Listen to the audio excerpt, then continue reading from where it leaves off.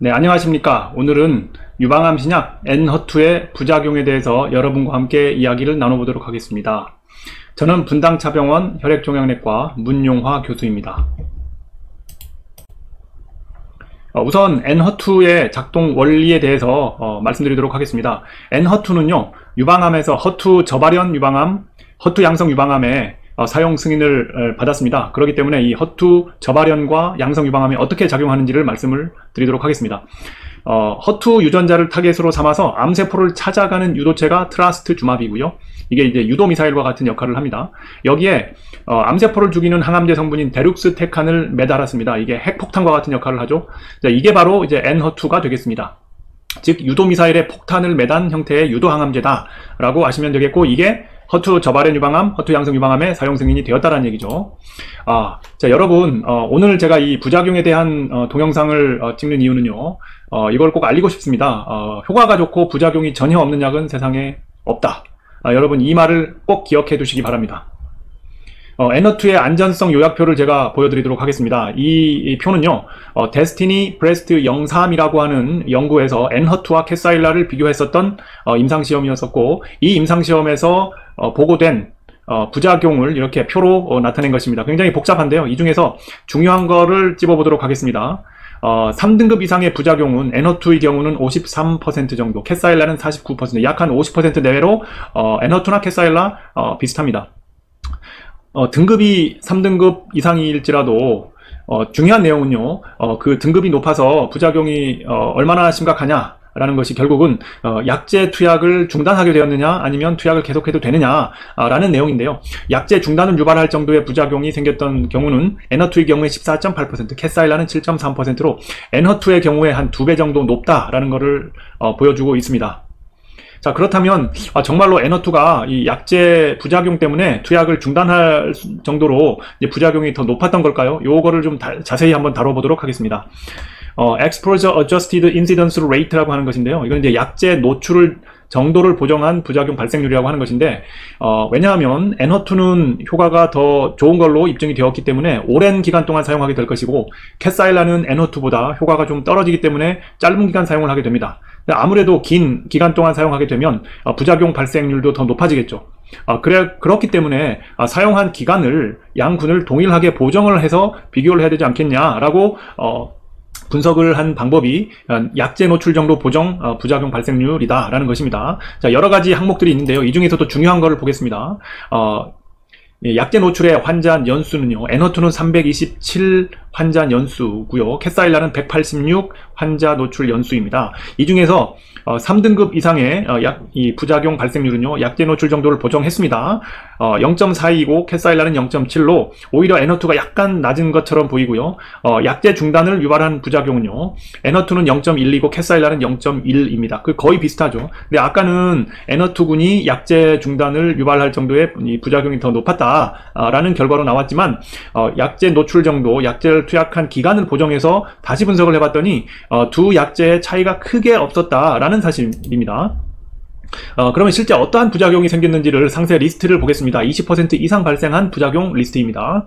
이 중에서도 양군의 뚜렷하게 차이가 났던 부작용을 제가 설명을 해드리자면, 엔허투의 경우는요, 오심 증상, 오심구토 같은 증상인데요, 모든 등급을 다 포함했을 때는 73% 정도, 3등급 이상의 경우는 6.6% 정도입니다. 근데 캐사일라 같은 경우는 이제 오심 증상이 잘 안 생기죠. 두 번째는 이제 혈소판 감소증인데요. 이 혈소판 감소증은 오히려 캐사일라군의 52.5%로 또 3등급 이상도 24%나 나타납니다. 엔허투는 별로 생기지 않고요. 그래서 엔허투는 오심 증상이 많이 나타나고, 즉 이 소화기 계통의 증상, 캐사일라는 혈소판 감소증이 많이 나타난다. 그래서 여러분 혹시 엔허투를 사용을 하실 때 조금 오심 증상이 올라온다 싶으면 이게 약 때문에 그렇구나 라는 것을 아시고 여러분의 선생님께 오심을 억제하는 오심 치료제를 좀 처방을 해달라, 이렇게 부탁을 드리면 되겠습니다. 자, 그 다음 부작용은요, 제가 여기 이렇게 이제 주의할 사항으로 표시를 해놨는데요.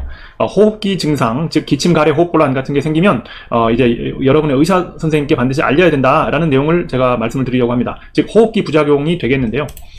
이러한 환자분들 이제 CT를 찍어보면 이렇게 하얗게 폐가 변해 있는데요. 이게 간질성 폐렴이라고 하는 것입니다. 심하면 이렇게 폐 전체가 하얗게 변하는 경우도 있고요. 이 간질성 폐렴은 세균이 폐에 침투해서 생기는 감염, 폐렴이 아니고요. 이 약제가 폐에 손상을 일으켜서 폐에 염증이 생기는 걸 말합니다. 이게 이제 간질성 폐렴이 되겠는데요. 이 N2를 사용할 때 간질성 폐렴을 주의해야 된다라는 뜻입니다. 그래서 이 약제 관련 간질성 폐렴에 대해서 조금 더 깊이 알아보도록 하겠습니다. 여기에서 제가 화살표로 표시한 좀 중요한 내용들을 살펴보시게 되면 모든 등급을 포함할 때 N2의 경우는 약 한 10% 내외 정도 생긴다. 캐사일라는 한 1.9% 생긴다라는 것이고, 3등급이 좀 심한 등급인데요. N2는 0.8%, 캐사일라는 뭐 생기지 않았고요. 이 간질성 폐렴이 처음 생길 때까지의 기간은 N2는 181일, 즉 6개월 정도 지나면 생긴다라는 것이고, 캐사일라는 289일 정도 걸려서 생길 수도 있다라는 것입니다. 치료 결과에 대해서 말씀을 드리자면 N2 경우는요, 치명적인 경우는 없었고, 뭐 캐사일라는 한 명이 뭐 치명적인 경우가 있긴 있었나 봅니다. 근데 회복이 잘 되지 않았던 경우, 그러니까 폐렴의 어떤 소견이 CT상에서 계속해서 남아있는 경우가 N2의 경우는 28.6%이고 캐사일라는 없었습니다. 그래서 이 간질성 폐렴이 생기면 물론 뭐 치명적인 경우는 없긴 했지만, 그래도 뭔가 이 CT상에서 어떤 변화가 계속해서 남아있을 가능성도 일부는 있다, 이런 정도를 알고 계시면 되겠습니다. 간질성 폐렴이 생기면 어떻게 대처를 해야 될까요? 간질성 폐렴은요, 1, 2, 3, 4등급 이렇게 심한 정도에 따라서 등급을 나누게 되는데요. 1등급은 이렇게 하얀색 이 음영이 조금밖에 보이지 않는 가벼운 정도가 되겠고요. 2등급은 하얀색 음영이 이렇게 조금 더 증가되기 시작하는 중간 정도가 되겠고, 3, 4등급은 이런 하얀색 음영이 폐 전체에 퍼지는 굉장히 심한 정도가 되겠습니다. 그래서 1등급은 보통 N2를 사용할 때 3% 정도 발생한다. 2등급은 7% 발생한다. 3, 4등급 정도로 굉장히 심한 상태는요, 1% 정도의 환자에서 발생할 수 있다는 것이고요. 1등급이 발생한 경우는요, 치료가 필요하지 않고요. 2등급 간질성 폐렴이 발생하면 N2를 중단해야 되고 스테로이드를 투약을 해야 됩니다. 즉 이제 치료약이 스테로이드라는 뜻입니다.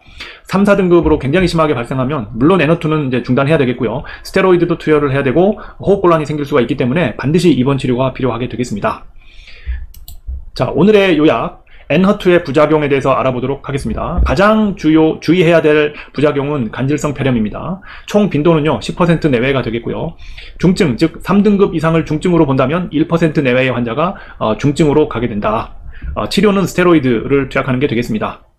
자, 오늘 제가 이 N2의 부작용, 특히 간질성 폐렴에 대해서 말씀을 드렸는데요. 앞서 제가 말씀드렸듯이 효과가 있고 부작용이 전혀 없는 약은 세상에 존재하지 않는다. 이 사실을 반드시 여러분 기억을 하셔야 되겠고요. 그렇다면 N2가 이런 간질성 폐렴을 유발하기 때문에 무서워서 약을 쓰면 안 되겠냐, 그런 얘기를 제가 하고자 하는 건 아니고요. N2가 비록 간질성 폐렴을 유발하지만 제가 오늘 말씀드린 내용처럼 잘 모니터링 하면서 주의해서 사용하고 또 치료도 각 등급에 맞게 잘 한다라고 하면 N2를 사용하는데 크게 문제없이 사용을 할 수 있겠다라는 말씀을 제가 드리고자 하는 것이고, 마지막으로 이제 호흡기 증상, 기침가래 호흡곤란 같은 게 생긴다고 하면 N2를 쓰시던 환자분들은 모두 다 의사 선생님께 반드시 사실을 알리셔야 되고 그에 맞는 검사를 받아보셔야 되겠습니다. 자, 그래서 마지막으로 당부의 말씀을 드리자면, 이제 신약의 효과도 물론 중요하지만은요, 여러분 그 신약의 부작용에 대해서도 열심히 공부하십시오. 여러분이 아는 만큼 무서운 게 아니고요, 아는 만큼 그에 따라 더 잘 대처를 할 수가 있겠고 신약을 문제없이 잘 사용할 수 있을 것입니다. 자, 암 환우 여러분 모두 화이팅!